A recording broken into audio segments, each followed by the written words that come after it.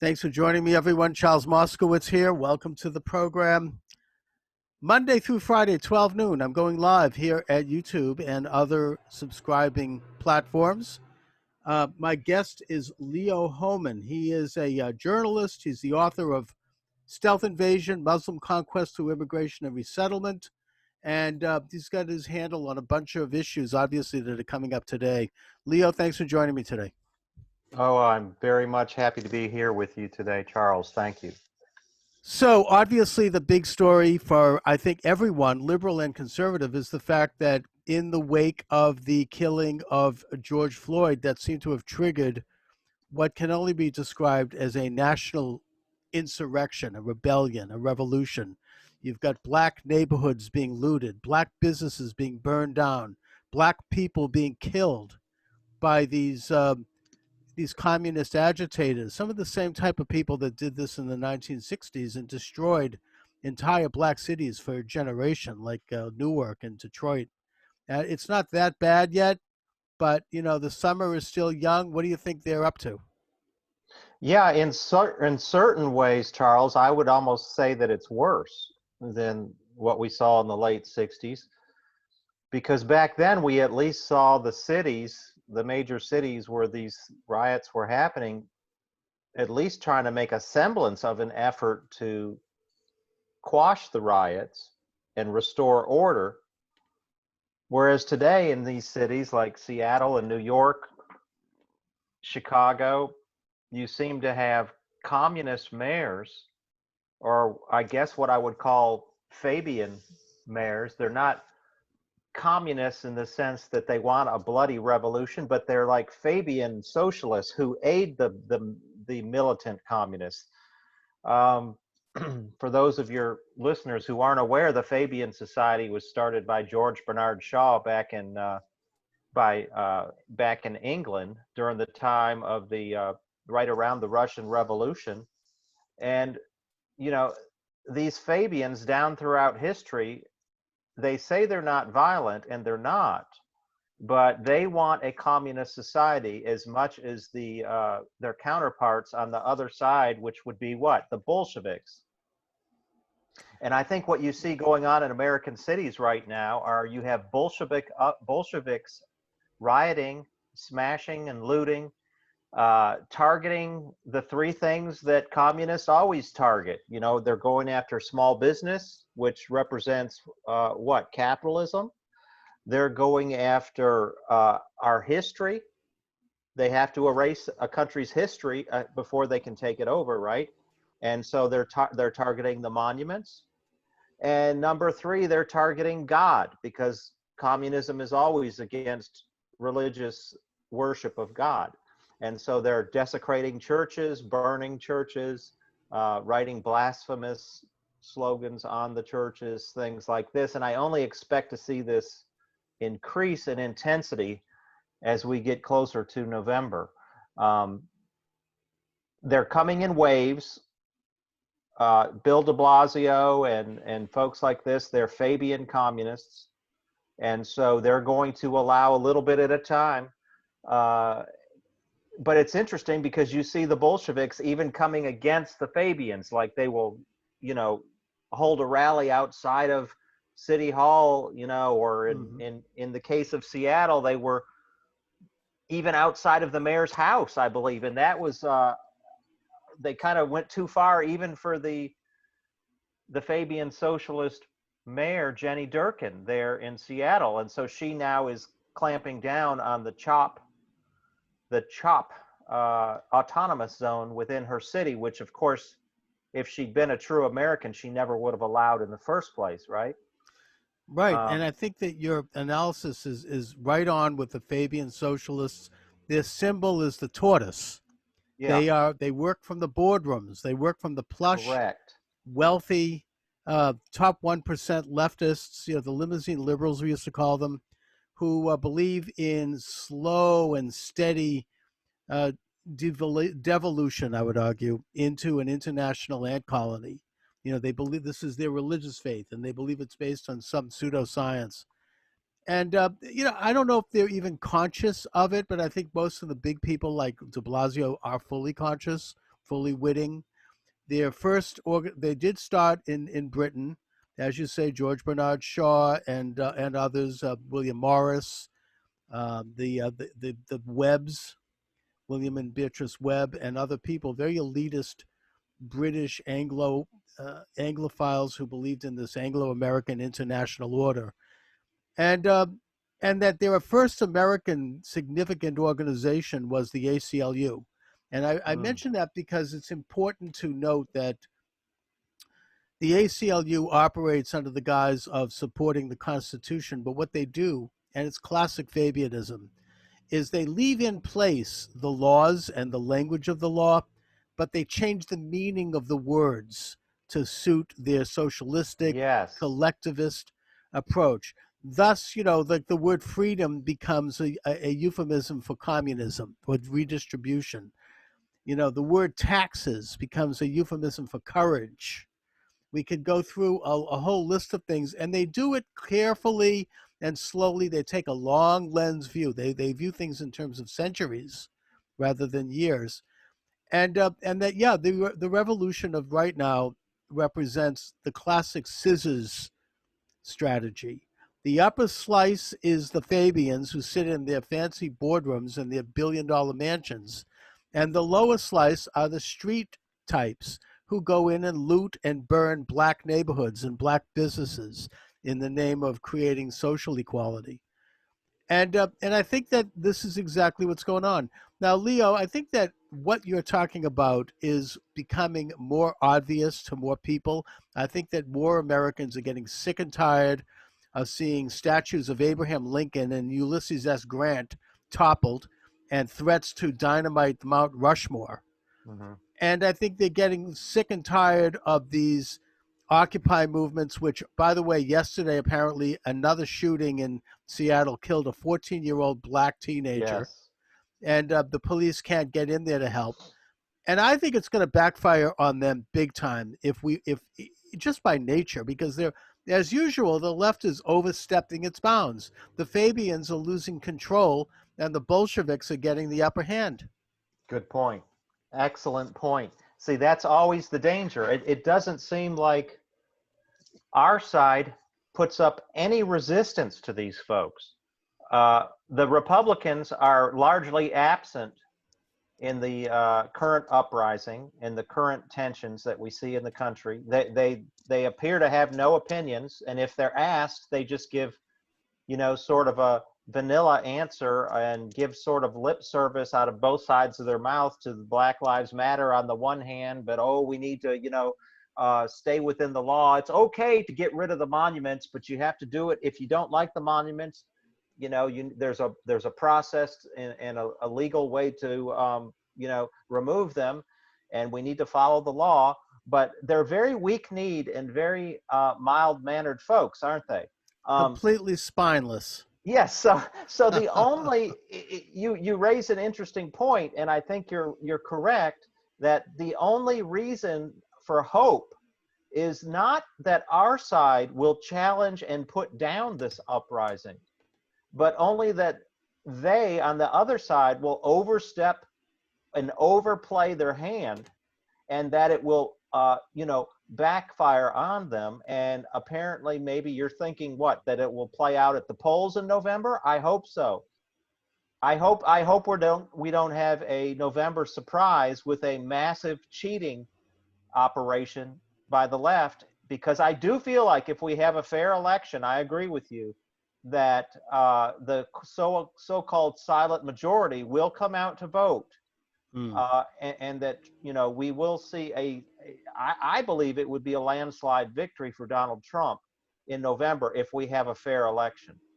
Oh yeah, I mean, I believe that too. I think he's going to gain momentum in every single state, including my own state of Massachusetts and New York and California. I think he's going to take a few more states than he did last time, and I think that the Republicans are poised to retake Congress. But at the same time, we have to look at the opposition, which is willing to do anything short Yes. of, God forbid, assassination in order to win. We've seen how they manipulated the pandemic in a way, putting aside the question of whether or not the pandemic was a chemically derived thing or not. We don't know that, but what we do know is that the international left, in an attempt to destroy, I think, Trump and other sort of more nationalist-oriented movements, allowed the virus to spread without impunity for 5 weeks under the WHO before mentioning the fact that this was happening. And then once it happened, the shutdown serves their purpose perfectly. It's a medical martial law. It's a social experiment, basically, one that is not really necessary to deal with a genuine and real disease. I'm not taking away from that. Now they're doing the street riots, all under the guise of a bad incident by a registered Democratic cop who then hired by a Democratic police commissioner in a Democratic city and a Democratic state, kills a man who happens to be black. We don't know if it's a racial thing or not. I understand they knew each other, and now They worked at the same nightclub yeah, apparently. and they hated each other. So it could have been personal, and we don't know if this man, he died of a heart attack, and it's a terrible tragedy. But I don't know if he was, it could have been manslaughter. We don't know. Let the legal system work on that, Sure. and we can learn from it. I think we can learn about the dangers of police unions, and there are other things we could learn from. But either way, they were all set and poised to have this national uprising on some incident. It was just waiting to happen. They had prepared signs, they had prepared cells set up to begin agitation. I don't think that it's worked well for them, but they're still doing it. They're still out there spreading the virus. And, you Well, they're know, desperate. It seems to be that the globalists are desperate. Um, if you go back to September 24th, 2019, and you look at where President Trump was on that day and what he was doing, he was at the United Nations in New York, and he delivered a landmark speech right there at the United Nations, looking them in the eye and denouncing what they stand for, which is globalism. And he spelled out in detail why all nations should give up on globalism and enact a policy of America first, not just America first, but Hungary first, Poland first, the UK first. All leaders, he said, if they really care about their people and love their people and want to see prosperity, should enact policies that are in the interests of their own people. Now, that would seem like common sense, but that has not been the basis of the world order that we've seen since World War II, since the end of World War II. And so, he really put it in their faces there in September 2019. And then a month later, what do we see? The Event 201 in New York, in which these elites gathered there and had a big planning event where they were going to game out their response to a global pandemic. And you had the World Health Organization, the Gates Foundation, the IMF, the World Economic Forum, the Johns Hopkins University, all the players who are now pushing this global lockdown that we saw in round one of the pandemic. And I frankly think they're going to push us back into a second lockdown. What do you feel about that? oh yeah, I mean, I think that it's probably going to come in the fall. There all this talk about another virus, even today, on the very captivated and leftist now and establishment-oriented Drudge Report, which has completely changed its nature. Sure. They're talking about the second virus already found in China. And so, yeah, I think there's going to be another one. There's going to be another hysteria. People are frightened. They're going to be locking themselves away. I mean, I can speak to this in my own family. I mean, I can't Yes. even go outside because my own family won't let me go outside. People are so frightened that, It is really unbelievable. yeah, And so and I it's, feel like they saw Trump as a threat. They saw not just the American economy pursuing an American first agenda, but when he addressed that UN, those nations before the UN, I think they were afraid that this nationalistic economic pursuit was going to spread to other nations. And indeed, it already was spreading with Brexit, and Hungary and Poland and Yeah. Hong Kong. Hong Kong, and Italy was starting to wake up. And so there was really a fear that their new world order based on a globalistic and global governance, greater central top-down control of the global population was slipping away from them. And so I think they had this pandemic thing on the shelf for at least 10 years, maybe longer. You go to the Rockefeller Foundation, and you can look at a document titled, I'm going to read it here, Scenarios for the Future of Technology and International Development. That sounds like a very innocuous thing, but in that document, they have one of the scenarios for the future is titled Lockstep, a world of tighter top-down government control and more authoritarian leadership with limited innovation and growing citizen pushback. And so they kind of envisioned this 10 years ago, that there would be a global pandemic, and when it broke out, they would usher in this new order of greater top-down control. Yeah, And in fact, go ahead. The president of Uganda just read that document into the record in a speech. Interesting. Yeah, some world leaders are aware of this agenda. The New World Order is something that has been a cherished dream of the globalists. I would argue going all the way back to Adam and Eve, but it's the modern one really started and they got its impetus in the early 20th century. And there's a return now to the first world order, the original world order, which is rights come from God. Right. And that nations are set up to protect rights, not grant rights. That's the American understanding that was established by the Declaration of Independence. And that your rights to life, liberty, and the pursuit of happiness and property and all these things come from God. Exactly. Not from the regime that happens to be in power at the moment, whether it be a national regime or a global regime or a regional regime. That's not where we get our rights. But you're right. That is what they are trying to quash.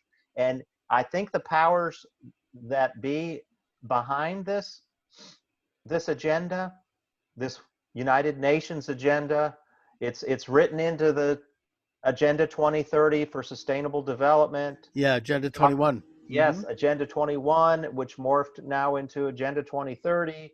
I wrote an article, it's on my website, on how this pandemic is being used to usher in that new social order 10 years ahead of schedule.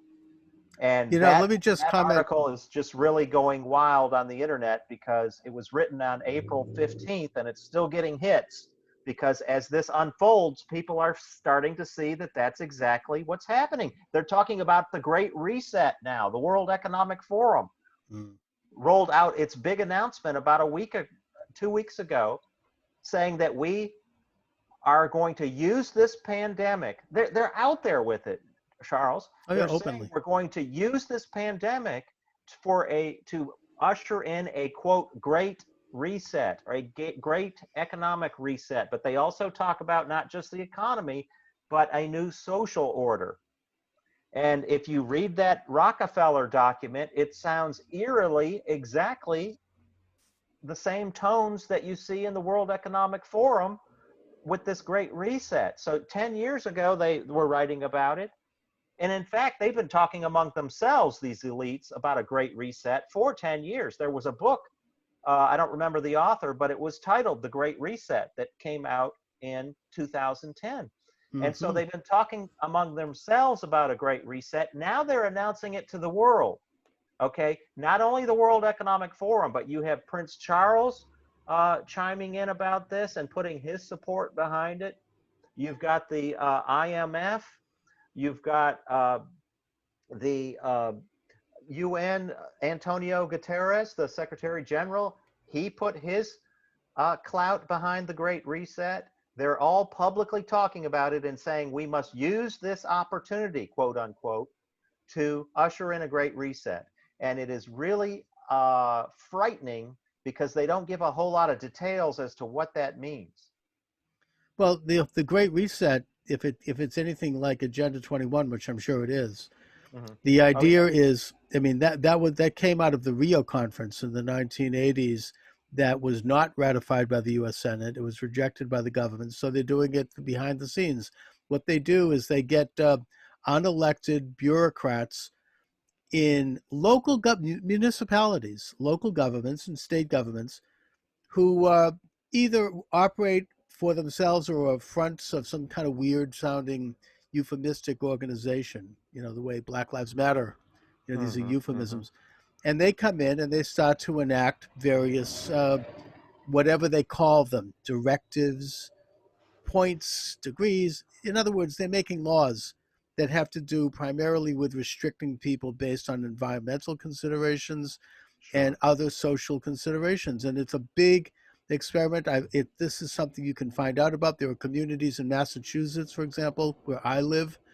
I would particularly point to the city of Dedham, where you have Agenda 21 organizations advising the city about putting in new laws that create pristine natural zones where people cannot go, and you knew all sorts of regulations that are not voted upon by the people of that community, but that are enforced by bureaucracies. And that's exactly what this is. It's piecemeal, step by step.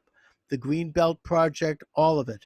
And I guess that under the guise of this emergency, which is how they operate, because you can never let a good crisis go to waste. They And actually talk about that in their video on the Great Reset. They are right out there with it.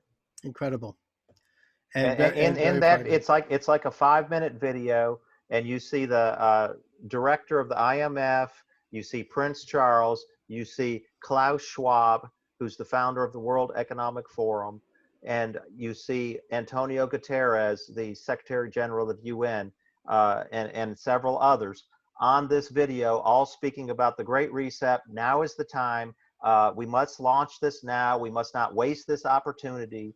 They're right out there with it. And you're exactly right. It's all about extending control. They talk about a fourth industrial revolution, a fourth industrial revolution. Well, what does that mean? We've seen technology in the third industrial revolution take over the world with the advancement of the internet.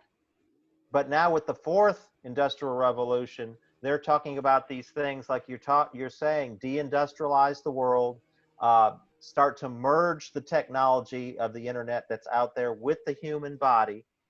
Um, Transhumanism. Yeah. Transhumanism, right. And a lot of this is going to be brought in with the ID 2020, which is now merging with the vaccine movement. And this is a really scary thing. I think people who are people of faith had better put their spiritual discernment caps on. We've heard of the thinking cap.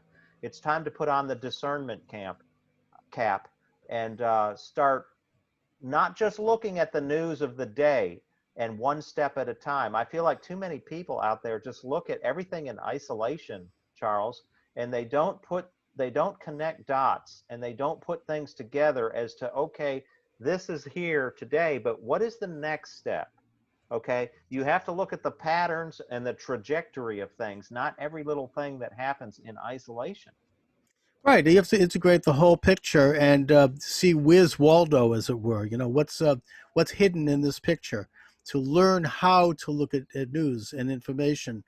And you mentioned the rise of this bureaucratic state under the emergency. I think that, as you say, Donald Trump is one of the few people that I can point to. In fact, the only person I can think of in a national position right now who is standing up against it. And this is something that is fearful, because who knows what they're going to pull. I mean, the emergency hasn't really worked for them so far. People are resisting. I mean, Congress, the Senate is resisting it.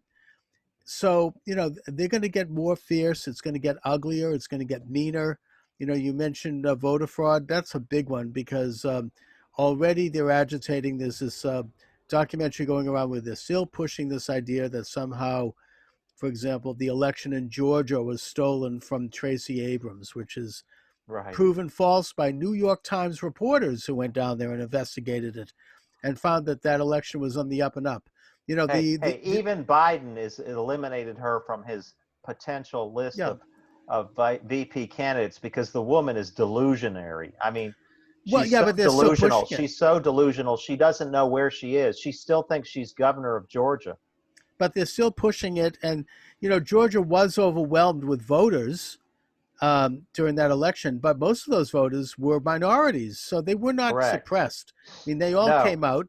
And you know, Kemp's voters came out, and there was 200,000 more of them. So that's how elections work. Yeah, there was a record turnout. So how was voter suppression going on?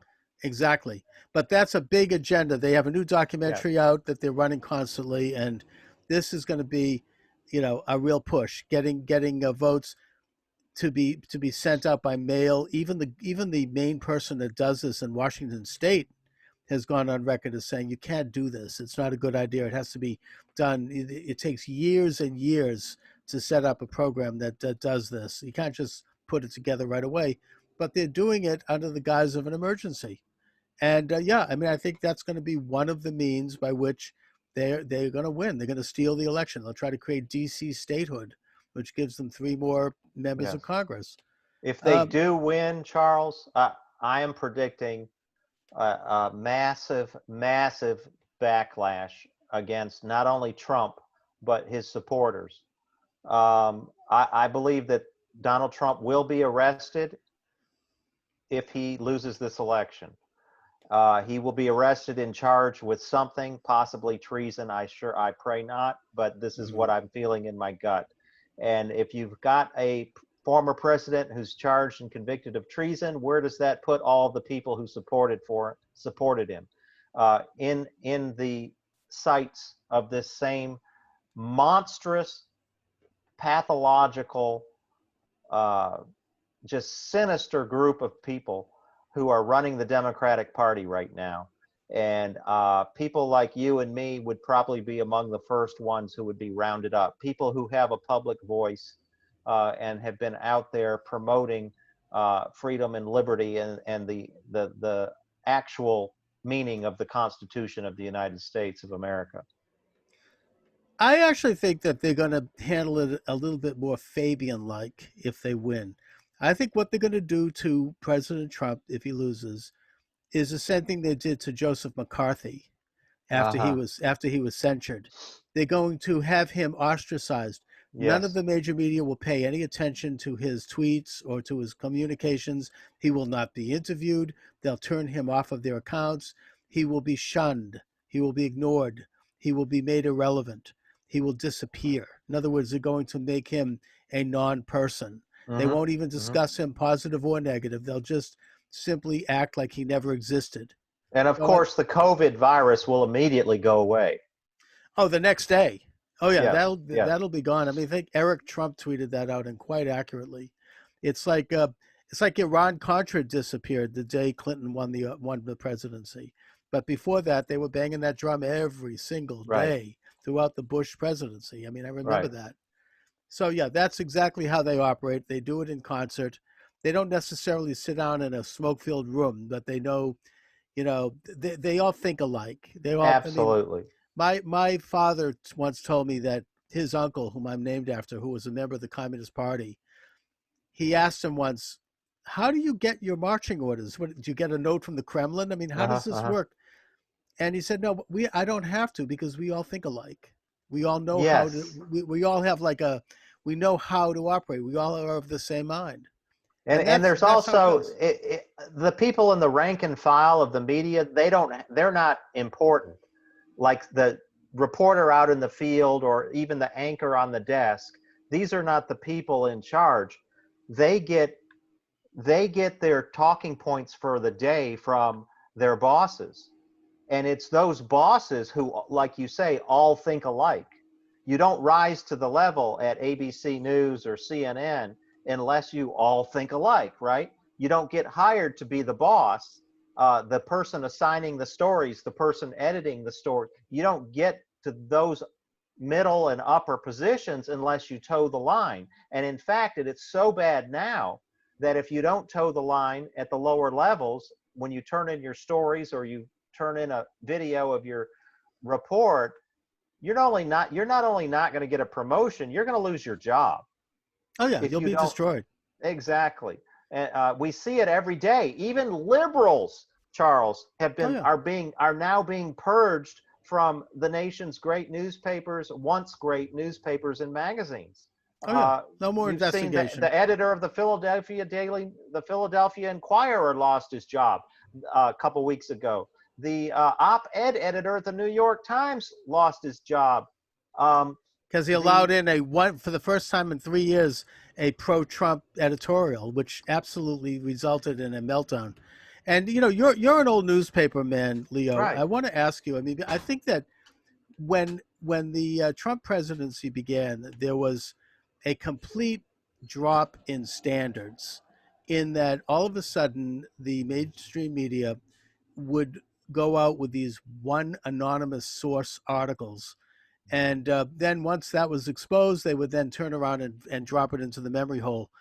And this would never have happened in the old days in the New York Times. Even they'd go out and they'd investigate, and they'd get several sources, and they would really nail down a story before it reached a standard by which they'd go out with it. And the most recent example is this story of the Russians putting bounties on American troops in Afghanistan. Now, I don't know if that's true or not. I doubt if it is. I think it's probably one of these kind of things that made its rounds in the intelligence community that may be true or not, but it wasn't fully vetted.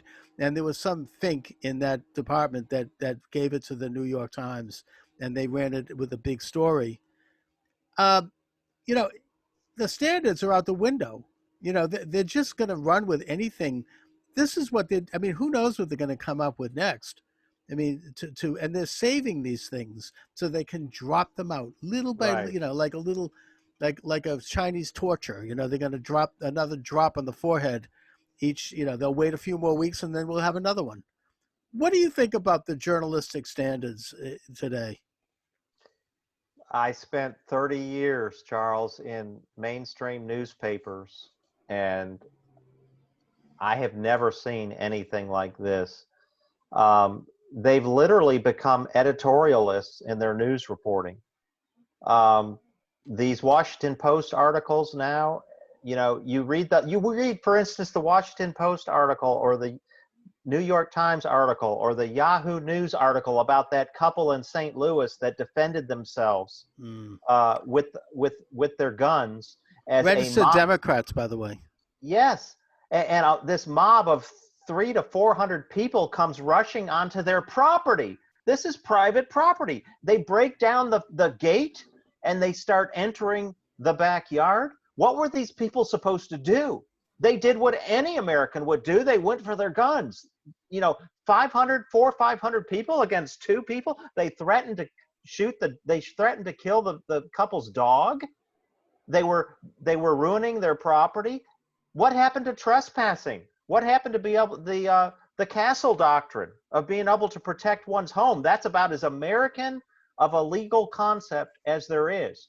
If we no longer have the ability to protect and defend our own property, then it clearly is over. We do not live in a constitutional republic, a free country anymore. And I don't even want to hear anything about the home of the free and the brave, because this is not what we would call America, if that is true. And yet you have a prosecutor there, and these articles in the Times and the Post and Yahoo News, you read the article and you would think that the opposite was true, that there was these peaceful protesters walking by on the sidewalk, all, just lollipops and balloons, Black Lives Matter, wonderful people, and this couple came out with their guns and started threatening to kill them. That was the way the articles read. It was really unbelievable.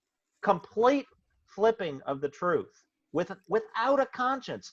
Charles, these people in journalism today in America have no conscience. They were always liberal. They were always far left leaning, but they at least pretended and put up a pretense of being unbiased and somewhat neutral. You could read it if you knew what they stood for. You could kind of sense it, the way they structured their stories and whatnot before. But it was not perceptible to the untrained eye. Now, almost anyone could read this article and say, yes, this is not a news report, this is an editorial. It's become so bad that, and it's so trivial. It's like classic communist agitprop the way they covered that Yes. story. But now when you turn on the 6 o'clock news, which most people still get their news from, because most people are still working hard. They have to pay 40% of their income in taxes, so they're out there working. They don't have time to look at news the way maybe you and I do, because we're interested in news. And so they turn on the 6 o'clock news, and every single story, without exception, is negative about Trump and is trivial. They'll talk about, they won't say anything about the incredible speech he delivered at the Tulsa rally. Instead, they're going to show pictures of the bleachers and say, oh, they didn't have as many people, and this is the Right. story. And it's ridiculous, even to the point where all three major networks spent a big chunk of time a couple of years ago talking about the fact that he ordered an extra scoop of ice cream at a state dinner.